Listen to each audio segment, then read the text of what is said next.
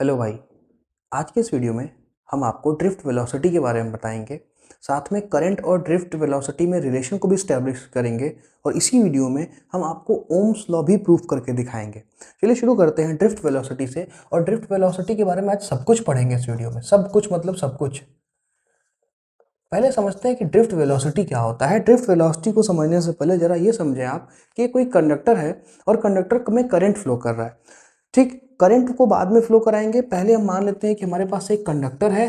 तो आप वैसे मान लो भाई, तुम्हारे पास एक कंडक्टर है, तो इस कंडक्टर में बहुत सारे फ्री चार्ज कैरियर्स होते हैं, क्योंकि कोई भी कंडक्टर मेटल का बना होता है और मेटल के वैलेंस सेल का इलेक्ट्रॉन क्या होगा, फ्री होगा। क्योंकि मेटल के वैलेंस सेल का इलेक्ट्रॉन फ्री है, तो फ्री इलेक्ट्रॉन्स क्या करेगा, करंट का कंडक्शन करता है। इसी वजह से ये कंडक्टर कहलाता है, जो आपको पता है।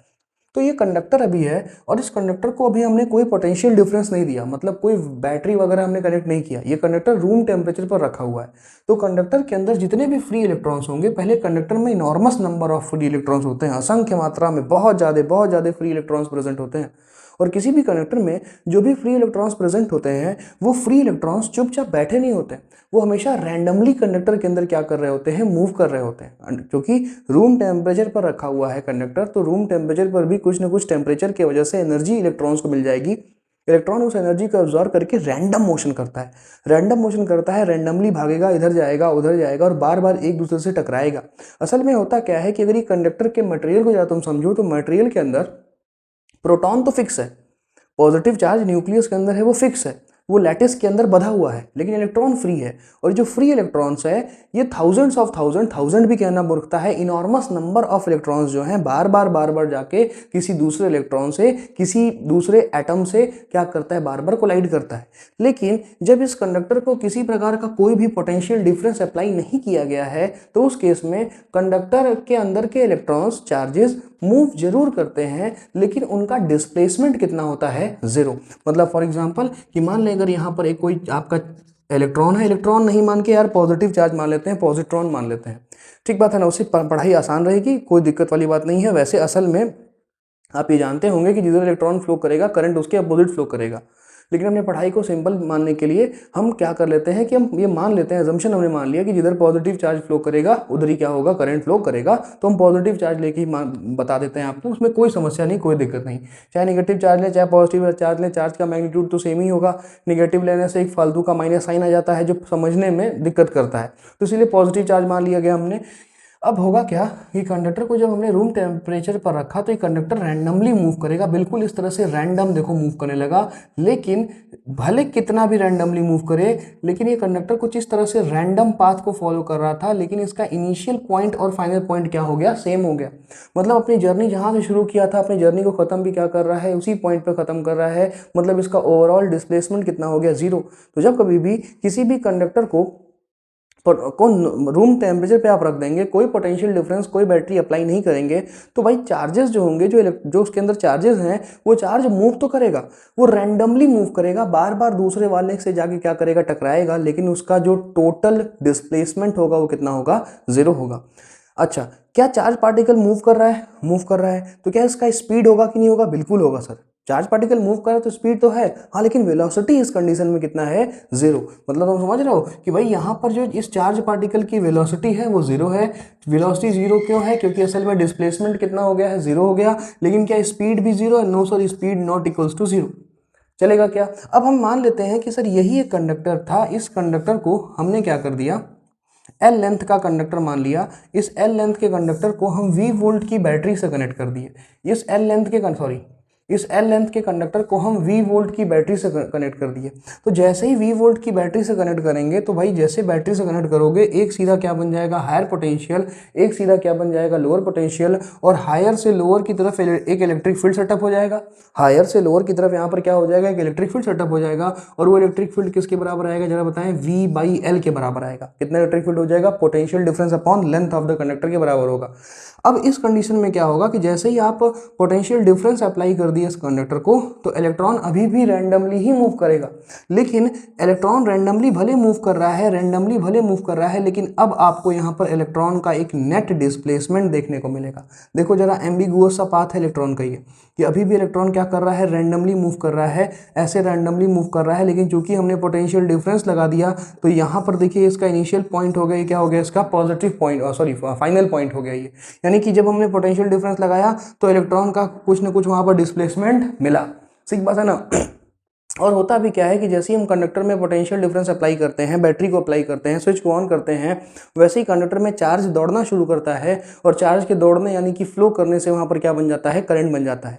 लेकिन वहीं पर जब स्विच ऑफ होता है, तो क्या स्विच ऑफ करने पर आप किसी कंडक्टर को अगर आप टच करें तो आपको इलेक्ट्रिक शॉक लगेगा, करंट उसमें फ्लो करेगा क्या? No sir.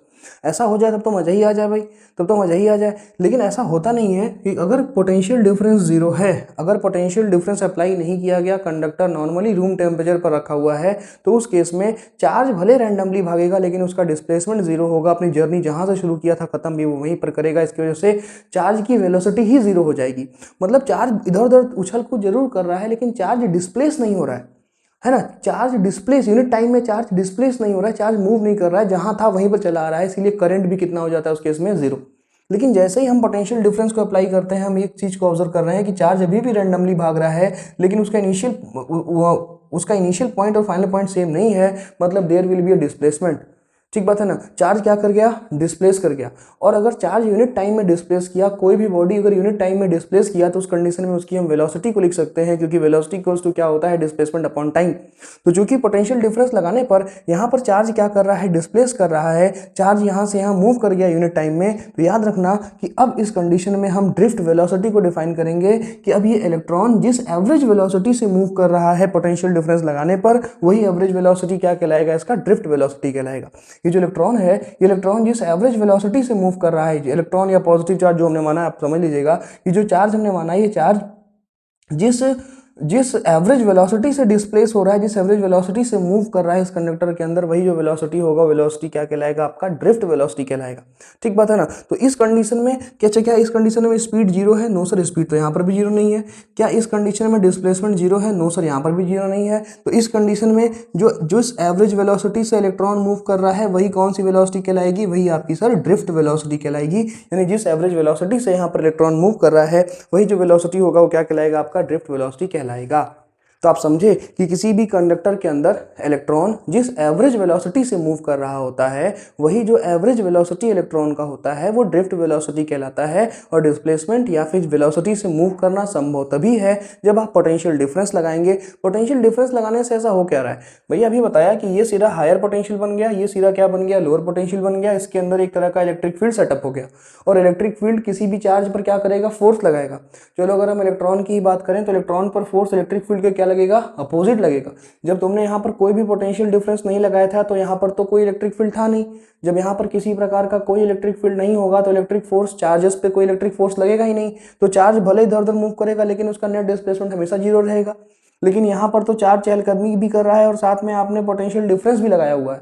तो ये पोटेंशियल डिफरेंस की वजह से इलेक्ट्रिक फील्ड होगी, जो इलेक्ट्रिक फील्ड चार्ज को क्या करेगा? मूव करा देगा। बिकॉज इलेक्ट्रिक फील्ड के अंदर चार्ज पर क्या लगता है? फोर्स लगता है। उस फोर्स की वजह से चार्ज क्या कर जाएगा? मूव कर जाएगा। और चार्ज जिस एवरेज वेलोसिटी से मूव करेगा यहाँ पर, वही एवरेज वेलोसिटी क्या कहलाएगा? ड्रिफ्ट वेलोसिटी कहलाएगा।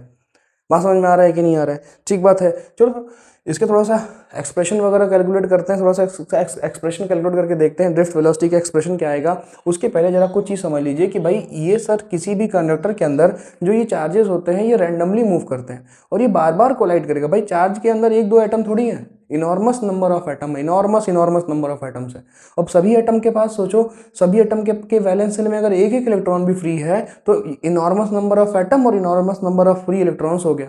इनॉर्मस नंबर ऑफ एटम हो गया, और इनॉर्मस नंबर ऑफ क्या हो गया? फ्री इलेक्ट्रॉन हो गया। समझ में आ रहा है कि नहीं आ रहा है? ठीक बात है ना। तो इतने ज्यादा एटम्स और इलेक्ट्रॉन्स जब होते हैं, तो एटम तो अपनी जगह पर, यानी प्रोटॉन तो अपनी जगह पर बधा हुआ है। ठीक है। तो ये इलेक्ट्रॉन जब मूव करेगा, तो किसी दूसरे एटम के, मतलब किसी दूसरे एटम के प्रोटॉन से या किसी दूसरे इलेक्ट्रॉन से बार बार कोलाइड करेगा। और जब बार बार ये कोलाइड करता है, तो वहां पे कहानी क्या होगी कि जब करंट फ्लो करेगा, तो इलेक्ट्रॉन बार बार चार्जेस बार बार कोलाइड कर रहे हैं एक दूसरे से। और जब ये बार बार कोलाइड कर रहा है, तो याद रखना, एक बार कोलिजन करने के दौरान एक बार कोलिजन जब भी कर रहा है तो एक बार कोलिजन करने के लिए जो ये एवरेज डिस्टेंस ट्रेवल कर रहा है वो एवरेज डिस्टेंस कहलाता है मीन फ्री पाथ। क्या कहलाता है? Mean free path. उदाहरण के लिए मानिए कि जो आपका चार्ज है, समझना ध्यान से, मान लो तुम्हारा चार्ज है, यहाँ तो हमने पॉजिटिव चार्ज ही मान लिया था, तो यहाँ भी पॉजिटिव ही मान लेते हैं, कोई दिक्कत वाली बात नहीं भाई, क्योंकि आप ही जान लीजिए कि असल में इलेक्ट्रॉन के अपोजिट करंट होता है, बट अपनी पढ़ाई को सिंपल करने के लिए हम ये मान लेते हैं कि जिधर पॉजिटिव चार्ज होगा उधर ही क्या होगा? करंट होगा। इसमें कोई बुराई नहीं है, ठीक है। तो सर यहाँ पर ये है, अब देखो यार, ये इधर गया, यहाँ पर गया, यहाँ पर टकराया, फिर यहाँ गया, यहाँ टकराया, फिर यहाँ गया, यहाँ टकराया, फिर यहाँ गया, यहाँ टकराया, फिर यहाँ गया। तो समझ रहे हो, इलेक्ट्रॉन बार बार अलग अलग जगह जा रहा है, टकरा के उसका रास्ता बदल जा रहा है। तो देखो ये मान लो एक बार के लिए 1 से 2 गया, 2 से 3 गया, 3 से 4 गया, 5 गया, 6 गया और 7 गया, फॉर एग्जाम्पल। अब जब पहली बार कोलिजन कर रहा है, यहाँ पर क्या फर्स्ट टाइम कोलिजन हो रहा है क्या? मैं इसको 1 2 कर देता हूँ यार, तो सही रहेगा समझने में। 1 2 3 4 5 एंड 6। देखो इलेक्ट्रॉन फर्स्ट कोलिजन यहाँ, सेकंड कोलिजन यहाँ, थर्ड कोलिजन यहाँ, फोर्थ कोलिजन, फिफ्थ कोलिजन, 6 बार बार से कोलाइड करता रहेगा। तो एक बार कोलाइड करने में जो इलेक्ट्रॉन डिस्टेंस ट्रेवल किया, मान लेते हैं वो डिस्टेंस इज λ1। कितना मान लिया? λ1। कि पहली बार कोलिजन करने के लिए इलेक्ट्रॉन λ1 डिस्टेंस ट्रेवल किया, दूसरी बार कोलिजन करने के लिए इलेक्ट्रॉन λ2 डिस्टेंस कवर किया, तीसरी बार कोलिजन जब वो कर रहा है यहाँ पर तो λ3 हो गया, सिमिलरली चौथी बार λ4, ये λ5, ये क्या हो गया? λ6 हो गया। आपको समझ में आ रहा होगा ये बात। अब हमसे कोई पूछे कि भाई अब इलेक्ट्रॉन एक बार कोलाइड करने के लिए, एक बार कोलिजन करने के लिए कितना डिस्टेंस चल रहा है, तो हम उसको क्या बताएं? क्योंकि λ1, λ2, λ3, λ4 सबकी वैल्यू कुछ अलग अलग आएगी। λ1 का वैल्यू कुछ और होगा, λ2 का वैल्यू कुछ और होगा, λ3 का वैल्यू कुछ और होगा। लेकिन हम तो एक रफ आइडिया लगाना चाहते हैं ना कि भाई एक बार कोलिजन करने के लिए इलेक्ट्रॉन को कितना डिस्टेंस चलना पड़ा, तो आप एवरेज निकाल लीजिए। यही होता है एवरेज। एवरेज का कॉन्सेप्ट तो यही होता है, ठीक बात है ना। यानी यहाँ पर एक चीज हम लिख रहे हैं, एवरेज डिस्टेंस फॉर 1 कोलिजन। एक कोलिजन के लिए एवरेज डिस्टेंस कितना है, तो अगर वो निकालेंगे तो भैया λ1 plus λ2 plus λ3 plus λ4 dot dot dot जितना भी है अपॉन डिवाइड बाई n कर दें। मान लेते हैं n बार कोलाइड किया, अपॉन क्या कर दें? n कर दें। अब ये सॉल्व करने पर जो आएगा उसको सिंपल लैम्डा बोलेंगे, और लैम्डा क्या कहलाता है? Mean free path. ये लैम्डा जो होगा क्या कहलाएगा? Mean free path. मतलब एक बार कोलाइड करने में जो समय लगा, एक बार कोलाइड करने में जो एवरेज डिस्टेंस इलेक्ट्रॉन ले रहा है वो क्या कहलाया? उसका मीन फ्री पाथ। यही चीज टाइम में भी कर लेते हैं कि हो सकता है पहली बार कोलिजन जो है τ1 टाइम के बाद हो गया हो, दूसरी बार कोलिजन में τ2 टाइम लगा हो, तीसरी बार कोलिजन में τ3 टाइम लगा हो, यहाँ τ3 होगा, τ3 टाइम लगा हो, चौथी बार में जो है τ4 टाइम लगा हो, पांचवी बार में τ5 लगा हो, छठवीं बार में कितना लगा हो? τ6 लगा हो। पहली बार कोलिजन में τ1, दूसरी बार कोलिजन में τ2, तीसरी बार कोलिजन में τ3, चौथी बार में τ4, फिर τ5, फिर τ6। अलग अलग टाइम लग रहा है कोलिजन में। हमें तो रफ आइडिया लगाना है कि भाई एक बार कोलाइड करने में कितना समय इलैप्स हुआ होगा। इलेक्ट्रॉन जब एक बार कोलाइड कर रहा है तो एक बार कितने समय में वो एक बार कोलाइड कर ले रहा है, तो उसको निकालने के लिए हमें एक रफ टाइम चाहिए। और अगर हमको रफ टाइम चाहिए तो भैया तुम यहाँ पर क्या निकालोगे? बताओ, एवरेज निकाल लो। अब उसको हम बोलेंगे एवरेज टाइम फॉर 1 कोलिजन। एक कोलिजन के लिए एवरेज समय जो कि कितना आ जाएगा? τ1 plus τ2 plus τ3 plus τ4 plus dot dot dot dot upon n। और ये जो टाउ आएगा, ये टाउ को कहलाता है रिलैक्सेशन टाइम। ये क्या कहलाएगा? Relaxation time. की एक बार कोलाइड करने पर जो समय लगा वही टाइम क्या कहलाएगा? आपका रिलैक्सेशन टाइम कहलाएगा। ठीक बात है, क्लियर हो गया। इस स्लाइड पर जो भी बात आपके सामने लिखी हुई है आपको सब समझ में आ गया। ये कंडक्टर एट लगा, यहाँ पर देखो पोटेंशियल डिफरेंस कितना था? 0, और कंडक्टर रखा हुआ था at room temperature. Room temperature पर कंडक्टर आपका रखा हुआ था। यहाँ पर V वोल्ट का पोटेंशियल डिफरेंस लग गया, और अभी भी कंडक्टर कहाँ पर रखा हुआ था? रूम टेम्परेचर पर ही रखा था। क्योंकि यहाँ पर कोई पोटेंशियल डिफरेंस नहीं था, इसलिए डिस्प्लेसमेंट भी 0 हो गया, वेलोसिटी भी 0 हो गया। इलेक्ट्रॉन विल ऑलवेज, या charge will always follow random path, but net displacement when there is 0 voltage will always be 0। जो क्योंकि डिस्प्लेसमेंट 0 है तो वेलोसिटी भी कितना होगा? 0, बट स्पीड 0 नहीं होगा। इलेक्ट्रॉन कुछ ना कुछ स्पीड से तो दौड़ भाग कर ही रहा है। पोटेंशियल डिफरेंस लगाया तो स्पीड तो अभी भी है, लेकिन इलेक्ट्रॉन रैंडम मोशन भले कर रहा है, लेकिन वहां पर इलेक्ट्रॉन का सर्टेन डिस्प्लेसमेंट हो रहा है, और डिस्प्लेसमेंट का कारण है ये पोटेंशियल डिफरेंस का लगाना। एक सिरा आपका क्या बन गया है? Higher potential. एक सिरा क्या बन गया है आपका? Lower potential. हायर से लोअर की तरफ इलेक्ट्रिक फील्ड स्टैब्लिश हो गया V/L। वो इलेक्ट्रिक फील्ड इस चार्ज पर फोर्स लगाएगा, जिस फोर्स की वजह से ये चार्ज क्या कर गया? मूव कर गया और जिसके वजह से यहाँ पर डिस्प्लेसमेंट देखने को मिला। क्योंकि चार्ज यहाँ पर फोर्स की वजह से मूव कर रहा है, तो जिस एवरेज वेलोसिटी से चार्ज कंडक्टर के अंदर मूव करता है पोटेंशियल डिफरेंस अप्लाई करने पर, वही एवरेज वेलोसिटी ड्रिफ्ट वेलोसिटी कहलाता है। एक बार टकराने में जो समय लेगा इलेक्ट्रॉन, क्योंकि बार बार कोलिजन हो रहा है, इलेक्ट्रॉन या पॉजिटिव चार्ज एक बार टकराने में जो समय लेगा वो क्या कहलाएगा, मीन फ्री पाथ कहलाएगा। और टाइम क्या कहलाएगा, रिलैक्सेशन टाइम कहलाएगा। बोलो भाई इतना बात ठीक है, सही है ना। फिर आगे बढ़ेंगे तुरंत। अब तो इतना ठीक है। अब हम क्या करने वाले हैं, अब हम यहाँ पर एक बड़ा ही इंपॉर्टेंट चीज आपके सामने लेकर आएंगे कि मान लेते हैं, पहले हम for one collision, for one electron की बात करते हैं। बड़े ध्यान समझना, हम जरा बात करते हैं फॉर वन इलेक्ट्रॉन कि भैया एक इलेक्ट्रॉन की जरा बात करिए आप हमसे, ठीक। तो मान लेते हैं कि एक इलेक्ट्रॉन अच्छा तुम समझो इलेक्ट्रॉन देखो कर क्या रहा है, हो क्या रहा है, कहानी क्या हो रही है। इलेक्ट्रॉन दौड़ते हुए जाएगा, किसी दूसरे इलेक्ट्रॉन या दूसरे एटम से टकराएगा। इलेक्ट्रॉन के पास सर्टेन वेलोसिटी है, उस वेलोसिटी से इलेक्ट्रॉन भागा और भागा भागा भागा दूसरे एटम से टकराया। जैसे ही दूसरे एटम से टकराएगा तुरंत उसकी वेलोसिटी कितनी हो जाएगी, जीरो हो जाएगी। Suddenly its velocity drops to zero. लेकिन इलेक्ट्रॉन फिर रुकेगा नहीं, क्योंकि इलेक्ट्रिक फील्ड कंडक्टर के अंदर था ना, तो उस इलेक्ट्रिक फील्ड की वजह से फिर से उसके ऊपर फोर्स लगेगा और फिर से उसकी कुछ ना कुछ वेलोसिटी हो जाएगी, फिर जाएगा, फिर जाके किसी दूसरे से टकरा जाएगा, फिर किसी दूसरे इलेक्ट्रॉन से टकराया, जब फिर किसी दूसरे इलेक्ट्रॉन से टकराएगा तो सट से सडनली उसकी वेलोसिटी फिर से कितनी हो जाएगी, जीरो। और फिर से चूंकि इलेक्ट्रिक फील्ड अंदर स्टैब्लिश है, अंदर इलेक्ट्रिक फील्ड है, वो इलेक्ट्रिक फील्ड उस पर फिर से फोर्स लगाएगा, उस फोर्स की वजह से फिर से वो भागेगा। मतलब जब जब टकराएगा तब तक उसकी वेलोसिटी कितनी होगी, जीरो होगी, और फोर्स की वजह से फिर से उसको वेलोसिटी मिलती चली जाएगी, मिलती चली जाएगी। ठीक है, हम एक इलेक्ट्रॉन की बात कर रहे हैं अगर, तो आप समझिए कि सर एक इलेक्ट्रॉन या एक पॉजिट्रॉन, हम पॉजिट्रॉन ही मान के कर रहे हैं ताकि माइनस से बचने के लिए, ठीक है ना। मैं आपको बाद में वेक्टर फॉर्म में भी लिखना बता दूंगा कि भाई वेक्टर फॉर्म में कैसे लिखते हैं। मान लो कि एक पॉजिटिव चार्ज है जो यहां से यहां मूव करके गया और फर्स्ट टाइम कोलिजन उसका इस पॉइंट पर हो रहा है, फर्स्ट टाइम जो कोलिजन हो रहा है इस पॉइंट पर हो रहा है। तो कोलिजन के लिए इलेक्ट्रॉन, सुनना, कोलिजन के लिए जो एवरेज डिस्टेंस इलेक्ट्रॉन ट्रेवल करेगा वो क्या कहलाएगा, लैम्डा, मीन फ्री पाथ। और एक बार कोलिजन करने में जो समय लगेगा वो क्या कहलाएगा, रिलैक्सेशन टाइम, टाउ कहलाएगा। अच्छा, चार्ज चूंकि इलेक्ट्रिक फील्ड में रखा है तो इस जब भी चार्ज फ्लो करेगा तो इसके ऊपर फोर्स लगेगा F इक्वल्स टू कितना, QE। F इक्वल्स, इस पर फोर्स लगेगा भाई इस चार्ज पर, और F इक्वल्स टू कितना फोर्स लगेगा, QE। तो भैया यहाँ पर F इक्वल्स टू QE हम लिख दें। चार्ज Q कितना है, E के बराबर। इलेक्ट्रिक फील्ड, अच्छा बताओ, अभी थोड़ी देर पहले देखिए हमने लिखा था, आपने ध्यान दिया हो तो थोड़ी देर पहले हमने यहाँ पर इलेक्ट्रिक फील्ड की वैल्यू लिखी हुई थी कि E इक्वल्स टू कितना होगा, V/L। बोलो क्या इसको यूज कर सकते हैं क्या, E इक्वल्स टू कितना यूज कर सकते हैं, V/L। अच्छा जरा बताओ फोर्स क्या होता है, तो सर फोर्स इक्वल्स टू होता है मास अपॉन एक्सलरेशन।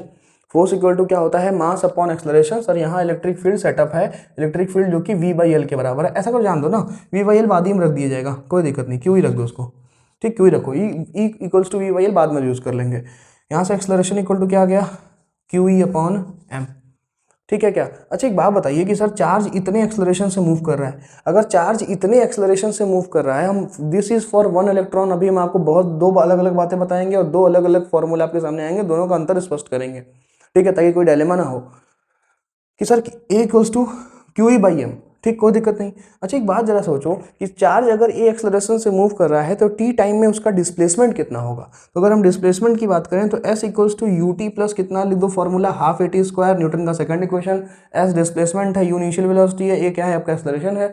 अभी हमने बताया कि चार्ज की इनिशियल वेलोसिटी हर बार कितनी होगी, जीरो। अब भाई तुम्हारा जो चार्ज है, मान लो फॉर एग्जांपल ये दूसरा कोई चार्ज है, दूसरा कोई एटम है, ये भागते वैसे टकराया और जैसे ही टकराएगा इसकी वेलोसिटी कितनी होगी, जीरो। फिर से ये वेलोसिटी गेन करेगा, फिर भागेगा, फिर किसी दूसरे से टकराया, फिर वेलोसिटी कितना हो गया, जीरो। मतलब हर बार इसकी वेलोसिटी, इनिशियल वेलोसिटी सर जी कितनी हो जाएगी, जीरो, ऑलवेज। तो इस केस में एस डिस्प्लेसमेंट है, एक इलेक्ट्रॉन को एक बार टकराने में, मतलब एक बार टकराने में जो एवरेज डिस्टेंस ये चल रहा है वो क्या कह रहा है आपका, लैम्डा, चलेगा। एक एक एक कोलिजन के लिए जो एवरेज डिस्टेंस चला वो क्या है, लैम्डा, हाफ। सर एक्सलरेशन की वैल्यू पुट करी, कहाँ गया ये, QE/M, can we write Q as E, क्या Q को हम E लिख दें, एक इलेक्ट्रॉन या प्रोटॉन पर मान लो E चार्ज है तो E लिख दें, ठीक चलेगा। लैम्डा हाफ E/M, कोई दिक्कत वाली बात नहीं। ये लैम्डा आ गया, कुछ गलती हुआ क्या, नहीं, टी स्क्वायर भी छूट गया ना, half A into T square, तो टी ना रखो यार, एक बार कोलिजन करने में समय कितना लग रहा है, टाउ टाइम लग रहा है, तो क्या रखोगे, टाउ स्क्वायर। ये क्या आ गया, average distance for one collision, ये एक कोलिजन के लिए एवरेज डिस्टेंस आ गया। अब एक बात जरा बताइएगा कि ड्रिफ्ट वेलोसिटी का फॉर्मूला क्या हो जाएगा, ड्रिफ्ट वेलोसिटी का फॉर्मूला होगा डिस्प्लेसमेंट अपॉन टाइम। तो जरा देखो भैया डिस्प्लेसमेंट कितना रखोगे, सर डिस्प्लेसमेंट कितना है तो लैम्डा है, और एक बार में टाइम कितना लगा तो टाइम लगा, तो वी डी बराबर क्या लिख देंगे, डिस्प्लेसमेंट अपॉन टाइम। यार हम यही लिखते हैं इसको ना, क्योंकि हमको उधर कुछ और चीज़ बताना है आपको भी। देखिए v d is equals to क्या हो जाएगा, डिस्प्लेसमेंट अपॉन टाइम।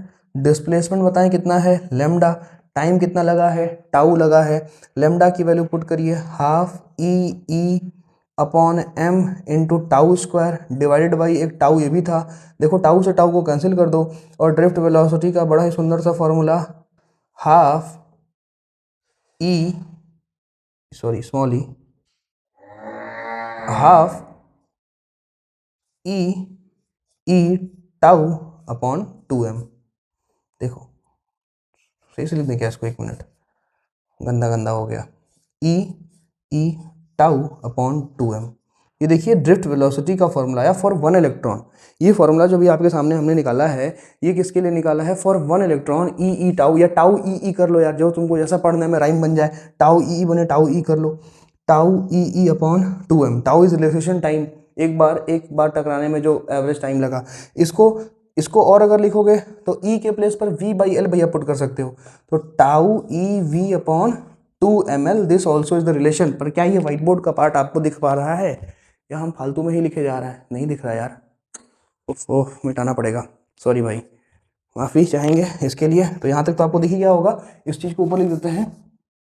यहाँ से रिलेशन आ गया, ड्रिफ्ट वेलोसिटी वी डी बराबर tau E upon 2m, but E को प्लेस करोगे तो टाउ ई के प्लेस पर v बाई एल, कहाँ लिखा हमने v by L, v upon 2ml। तो देखो ये दोनों रिलेशन हमने निकाला, लेकिन ये फॉर 1 इलेक्ट्रॉन निकाला यार, ये हमने एक इलेक्ट्रॉन के लिए निकाला, सिर्फ और सिर्फ ये एक इलेक्ट्रॉन के लिए निकाला है, ठीक है ना। अब कंडक्टर में ये ड्रिफ्ट वेलोसिटी का फॉर्मूला फॉर 1 इलेक्ट्रॉन है, कोई दिक्कत वाली बात नहीं। आप HC वर्मा उठा के देखिएगा तो आपको HC वर्मा में सेम ये रिजल्ट मिलेगा, HCV में आप देखिएगा, अगर आपके पास HCV हो, HC Verma the great HC Verma, आप उसको देखिएगा तो आपको ये डेरिवेशन मिलेगा, कहीं कोई बुराई नहीं है। लेकिन NCERT में ये 1/2 वाला टर्म गायब है, नीचे 1/2 वाला टर्म जो है नहीं है। क्यों नहीं है, क्योंकि HCV में इन्होंने जो लिया है वो एक इलेक्ट्रॉन का ड्रिफ्ट वेलोसिटी कैलकुलेट वहां पर किए हैं, और NCERT में क्या किया गया है कि मान लेते हैं कि कई सारे इलेक्ट्रॉन्स ट्रेवल कर रहे हैं, let us assume that n number of electrons are flowing through any cross section area, हम वो भी बता रहे हैं, उसको भी देखो। लेट n इलेक्ट्रॉन्स या पॉजिटिव चार्ज जो मान ले भाई, कोई दिक्कत नहीं है, n positive charge and n charges are flowing through any area, ठीक। तो कितने वेलोसिटी से ट्रेवल करेगा, v1 बराबर क्या होगा, u1 plus a into time 1। तुम समझो पहले इलेक्ट्रॉन फॉर फर्स्ट चार्ज, हम मान लेते हैं कि फर्स्ट चार्ज जो है वो फर्स्ट चार्ज के लिए v equals to u plus a t होता है कि नहीं होता है ना। तो वेलोसिटी कितना हो जाएगा उसका, इनिशियल वेलोसिटी u1, जो कि तुम जानते हो इनिशियल वेलोसिटी कितना होगा 0, acceleration a into tau 1, acceleration तो कांस्टेंट होगा, ये जो एक्सेलरेशन आपने निकाला है ई अपॉन m, ये तो सबके लिए क्या होगा, कांस्टेंट होगा, क्योंकि अरे सब कुछ तो कांस्टेंट ही, इलेक्ट्रिक फील्ड सभी को सेम मिलेगी, जितने भी चार्जेस होंगे सबको सेम मिलेगी, सबका मास सेम है, और सब पे चार्ज भी सेम है, तो एक्सेलरेशन तो सेम ही होगा। हम हाँ अलग अलग ये हो सकता है कि भाई पहले इलेक्ट्रॉन को टकराने में टाउ 1 टाइम लगा, दूसरे को टाउ 2 टाइम लगा, तीसरे को टाउ 3 टाइम लगा, यही अंतर आएगा। फर्स्ट चार्ज सेकंड चार्ज की velocity u1 plus a into tau 2, v equals to u plus a t, ये सेकंड चार्ज के लिए निकाल लिया। सिमिलरली यार थर्ड चार्ज के लिए निकालो, u2 equals to a into tau 3, ये थर्ड चार्ज के लिए, इसमें कोई दिक्कत तो नहीं है। ये what is v1 v2 v3, v1 is the velocity of first charge after the v1 is the velocity final velocity of first charge after the collision, और चार्ज जिस एवरेज वेलोसिटी से मूव कर रहा है वही उसकी ड्रिफ्ट वेलोसिटी होती है। तो हम ये इंडिविजुअल चार्ज निकाल के उसका एवरेज लेना चाहते हैं, है ना, सबका। पहले तुम देखो एक बार प्रोसेस को बड़े ख्याल से, बड़े अच्छे मन से देखो।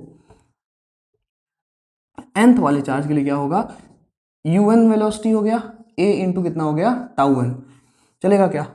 अब इन सब का हम एवरेज निकाल देते हैं, क्या निकाल देते हैं, एवरेज, क्योंकि भाई आप समझिएगा कि हमें तो एवरेज वेलोसिटी चाहिए ना, हम कैलकुलेट क्या, हम क्या निकालना चाह रहे हैं, हम तो ड्रिफ्ट वेलोसिटी निकालने में इंटरेस्टेड है, हम यहाँ पर ड्रिफ्ट वेलोसिटी निकालना चाह रहे हैं। और अगर हम यहाँ पर ड्रिफ्ट वेलोसिटी निकालना चाह रहे हैं तो drift velocity is the average velocity through which electrons are moving in a conductor, है ना, जिस एवरेज वेलोसिटी से इलेक्ट्रॉन कंडक्टर में मूव कर रहा है उसकी बात होती है। तो सर आप सब बच्चे जानते होंगे कि जो एवरेज वेलोसिटी होता है वो एवरेज क्या होता है, sum of observation upon number of observation. तो भैया देखो जरा सा, सम ऑफ ऑब्जर्वेशन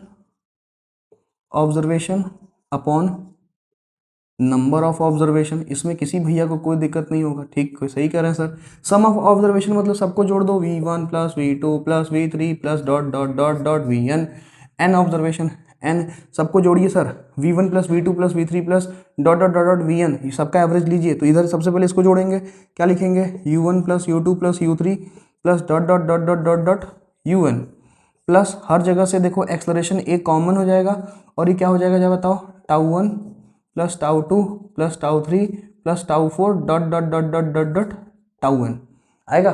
ये तो sum of observation upon number of observation n इधर भी आएगा, upon number of observation n इधर भी आएगा। समझ रहे बात को। सभी का इनिशियल वेलोसिटी मैंने बताया जीरो, भी थोड़ी देर पहले आपको समझाया कि भाई इलेक्ट्रॉन जाएगा जाके टकराएगा और जैसे ही वो टकराएगा उसका इनिशियल उसका वेलोसिटी सडनली जीरो हो जाएगा। तो अब इलेक्ट्रॉन के पास जीरो वेलोसिटी है, वो जीरो वेलोसिटी से अपनी जर्नी को स्टार्ट करेगा। तो हर बार उसकी इनिशियल वेलोसिटी कितनी होगी, जीरो। हम गए जाकर दीवार पर लड़के हमारी वेलोसिटी जीरो हो गई, समझ रहे हो। अब हम फिर से भागना शुरू करेंगे, तो जब हम फिर से भागना शुरू करेंगे तो मेरी इनिशियल वेलोसिटी कितनी होगी, जीरो। और हम जिस एवरेज वेलोसिटी से भागना शुरू कर देंगे वही एवरेज वेलोसिटी क्या हो जाएगी मेरी, drift velocity in case of electron sir. समझे आप। तो ये टर्म तो पूरा सर जीरो हो गया। अब यहाँ से बच्चा ए को बाहर कर लो, τ1 plus τ2 plus τ3 plus τ4 dot dot dot τn upon n। देखो ये पहले इलेक्ट्रॉन के कोलिजन का टाइम, दूसरे का टाइम, तीसरे का टाइम, चौथे का टाइम और सभी टाइम का एवरेज रिलैक्सेशन टाइम कहलाता था। ए इंटू बताइए कितना आ गया, टाउ, है ना। ये देखो यहाँ पर वी एवरेज कितना आ गया, A into tau, and put the value of A which is written over here. यहाँ देखिए सर क्या लिखेंगे, ई टाउ अपॉन कितना आ गया, m, यानी कि टाउ ई अपॉन m। थोड़ा सा और सुंदर बना दें इसको, एवरेज वेलोसिटी ही ड्रिफ्ट वेलोसिटी है, वो एवरेज वेलोसिटी ही ड्रिफ्ट वेलोसिटी है, वही तो ड्रिफ्ट है। तो टाउ ई अपॉन m या फिर tau E V upon ml। देखो भाई, चाहे आपका ये वाला हो चाहे ये वाला हो, दोनों सही है दोनों गलत। एनसीईआरटी इस तरीके को फॉलो कर लिया, एनसीईआरटी इस तरीके को फॉलो किया, दोनों सही है भाई। ये किसके लिए, फॉर वन इलेक्ट्रॉन। एक इलेक्ट्रॉन की जो ड्रिफ्ट वेलोसिटी है कि भाई एक इलेक्ट्रॉन कितने ड्रिफ्ट वेलोसिटी से, कितने एवरेज वेलोसिटी से ट्रेवल कर रहा है, ओनली वन इलेक्ट्रॉन कितने एवरेज वेलोसिटी से ट्रेवल कर रहा है, तो वो यहाँ से निकल जाएगा। समझ में आ रहा है ना। और अगर कई सारे चार्जेस फ्लो कर रहे हैं किसी दिए हुए एरिया से, तो उनकी drift velocity tau E V upon ml या टाउ ई अपॉन m आएगा। होपफुली आज इस चीज़ ये पैराडॉक्स क्लियर हुआ। बहुत सारे टीचर ऐसे हैं, बहुत बड़े टीचर हैं जो इसको फॉलो करते हैं, वो बिल्कुल सही है, गलत कहीं नहीं है। हम तो किसी को गलत कह ही नहीं सकते सर, हम तो सबसे छोटे हैं, ठीक है ना। बाकी दोनों ही तरीके सही हैं, ठीक। कुछ टीचर इसको फॉलो करके बताते हैं, कुछ टीचर इसको फॉलो करके बताते हैं। आप दोनों देख लीजिए, दोनों चीज़ सही है, कोई गलत नहीं है। बस समझने वाली बात है, आप ये समझिए ये एक इलेक्ट्रॉन के लिए है, और ये बहुत सारे इलेक्ट्रॉन जो फ्लो कर रहे हैं सबकी कंबाइंड एवरेज वेलोसिटी है, कंबाइंड एवरेज वेलोसिटी जो ड्रिफ्ट वेलोसिटी कहलाती है। एक बार आप समझ ले लीजिए, स्क्रीनशॉट ले लीजिए, हम फिर आगे बढ़ेंगे। थोड़ा ये वीडियो लंबा होगा, अभी 15 मिनट और लगेगा। चलिए सर बेटा है। अब देखो, ये तो ड्रिफ्ट वेलोसिटी हम कैलकुलेट कर लिया है, इसी रिजल्ट को पकड़ के हम लोग आगे चलते हैं।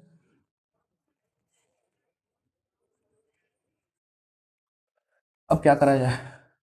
अब यहाँ पे हम ये आपको एक नई चीज़ बताने वाले हैं, आप समझिएगा। हम आपको नई चीज़ क्या, हम आपको करंट और ड्रिफ्ट वेलोसिटी में अब रिलेशन बताएंगे कि भाई करंट और ड्रिफ्ट वेलोसिटी में रिलेशन कैसे निकलेगा। ड्रिफ्ट वेलोसिटी तुम समझ गए होगे। अब अगला टॉपिक बदल देते हैं, relation between current and drift velocity. यही थोड़ा समझ जाओगे, बस यही थोड़ा समझने वाला चीज़ है। मान लो ये कंडक्टर हो गया, और कंडक्टर में इलेक्ट्रॉन्स या चार्जेस फ्लो कर रहे हैं। We are considering positive charge, बार बार हम इलेक्ट्रॉन बोल रहे हैं, कंफ्यूज मत होना। चाहे इलेक्ट्रॉन ले लो चाहे प्रोटॉन ले लो, जैसे मतलब पॉजिट्रॉन ले लो, नॉट प्रोटॉन, या इलेक्ट्रॉन ले लो या पॉजिटिव चार्ज ले लो, उन दोनों के कंडीशन में दोनों पर चार्ज सेम ही होता है। पॉजिट्रॉन इसलिए लेते हैं ताकि माइनस से बच सकें और चीज़ों को अच्छे से आसानी से समझ सकें, और कोई कारण नहीं है उसका। ये पॉजिटिव पॉजिटिव पॉजिटिव ये सभी चार्जेस हैं, और ये सभी चार्ज है ये क्या करेगा, ये एक एवरेज वेलोसिटी से मूव कर रहा है। जो सभी चार्ज है ये एवरेज वेलोसिटी से मूव कर रहा है, और वो एवरेज वेलोसिटी इज वी।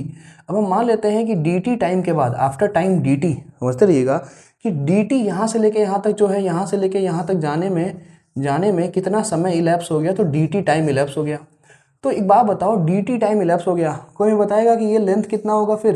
अरे अगर वेलोसिटी vd है और टाइम लग गया है dt, इन ये सभी चार्ज अभी यहाँ पे थे और dt टाइम के बाद ये भैया लोग यहाँ पहुँच गए, कोई दिक्कत वाली बात नहीं कि पहले ये यहाँ पर थे और dt टाइम के बाद ये लोग यहाँ पर पहुँच गए, कोई समस्या नहीं है। तो ये डिस्टेंस कितना ही ट्रेवल किए होंगे, डिस्टेंस बराबर स्पीड इंटू टाइम। स्पीड इनका vd है और टाइम कितना है dt है, तो vd इंटू dt। ठीक है, अगर हम करंट को कैलकुलेट करना चाहते हैं तो करंट निकालने का एक ही तरीका है कि किसी दिए हुए एरिया से कितना चार्ज कितने देर में फ्लो कर गया वो निकालो। कि जो ये वाला एरिया है, अब तुम समझो कि जो ये वाला एरिया है, इस वाले एरिया से कितना चार्ज फ्लो कर गया हम वो निकालना चाहते हैं। लेकिन उसके लिए हम पहले आपको एक बात बताना चाहते हैं, कंडक्टर के लिए एक टर्म डिफाइन किया जाता है स्मॉल एन। स्मॉल एम क्या होता है? ये number of free charge career, number of free charge पर unit volume, free charge career कि यूनिट वॉल्यूम में कितने फ्री चार्जेस प्रेजेंट हैं, है ना। Number of charge carrier per unit volume, unit volume में कितने चार्ज कैरियर प्रेजेंट हैं, उसके लिए हम एक टर्म डिफाइन करते हैं जो क्या कहलाता है? स्मॉल एन कहलाता है। ठीक चलेगा। तो एक बात जरा समझो, अब हम एक करंट निकालेंगे, करंट निकालने के लिए हम इस बात में इंटरेस्टेड हैं कि हम ये निकाल लें कि इस वाले एरिया से कितना चार्ज फ्लो किया।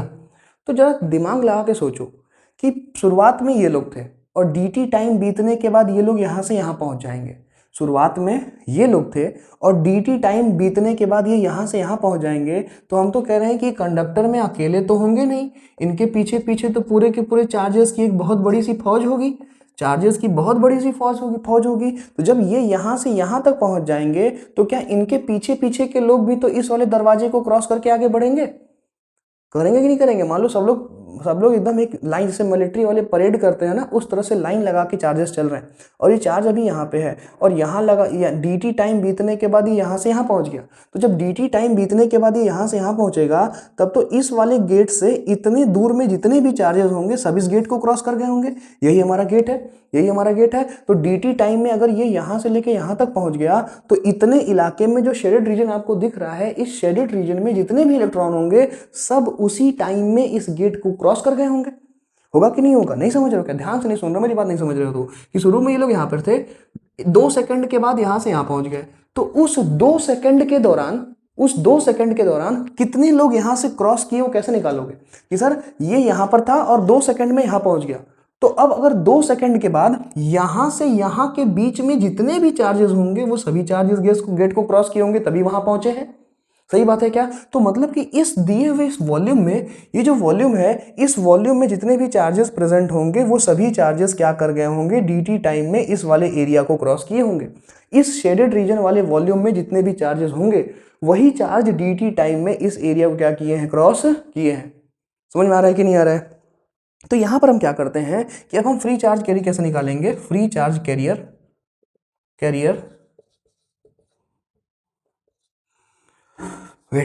फ्री चार्ज कैरियर क्रॉस्ड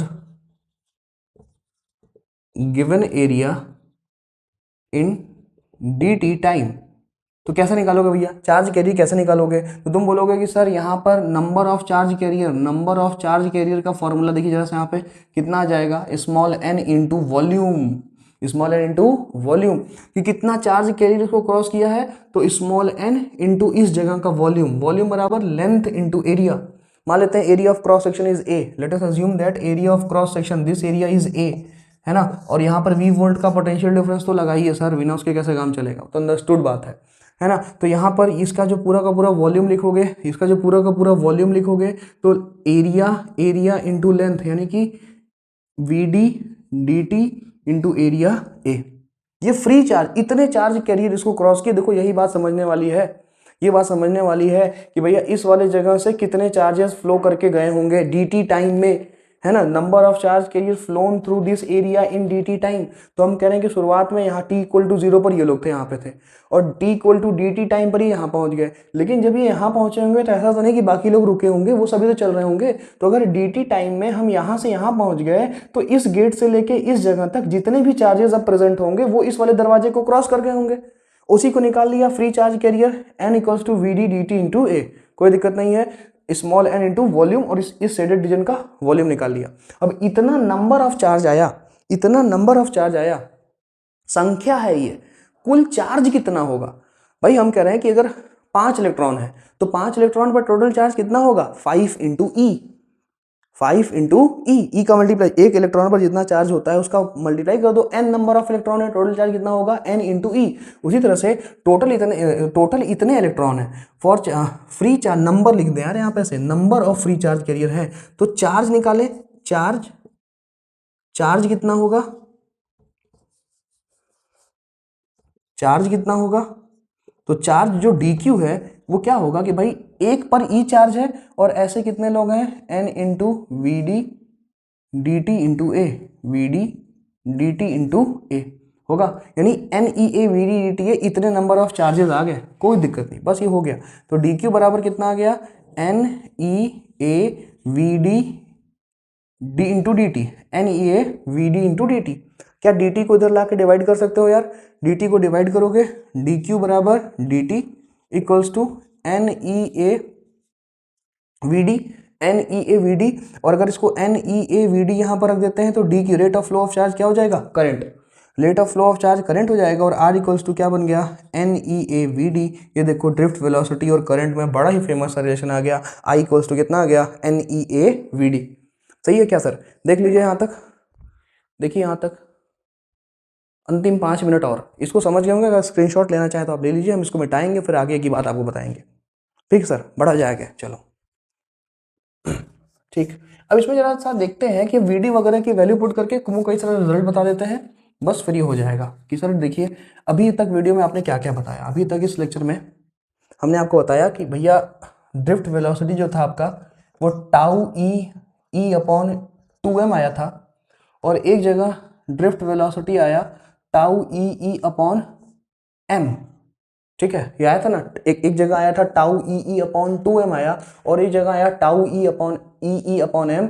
जब हम टाउ ई अपॉन 2m हमने सब प्रूफ किया अभी थोड़ी देर पहले आपके लिए, ये वाला रिलेशन कब आया था, ये वाला रिलेशन कब आया था, ये वाला रिलेशन तब आया था, लिख दे यहाँ पे, फॉर 1 इलेक्ट्रॉन, जब सिर्फ एक इलेक्ट्रॉन का ड्रिफ्ट वेलोसिटी निकाल रहे थे, है ना, यानी कि, और ये क्या था, average velocity of n electron, ये n इलेक्ट्रॉन का आया था, दोनों सही है, ठीक है ना, इसी को लेके चलते हैं आगे हम लोग। सर I इक्वल्स टू आपने फॉर्मूला क्या बना दिया, n E A we d, ठीक है ना, इसको कोई भी ले लो भाई, इसी को रख दो, I equals to n E A we d के प्लेस पर कितना आ जाएगा, क्या बताओ, tau E upon m, n E A we d के प्लेस पर कितना आ जाएगा, टाउ ई अपॉन एम, रख सकते हैं क्या। अच्छा जरा एक बात बताइए, यहाँ पे ई अपॉन एम को सॉरी ई के प्लेस पर क्या रख सकते हो, वी बाई एल, जरा ई के प्लेस पर वी बाई एल पुट करो, I equals to n E A tau e into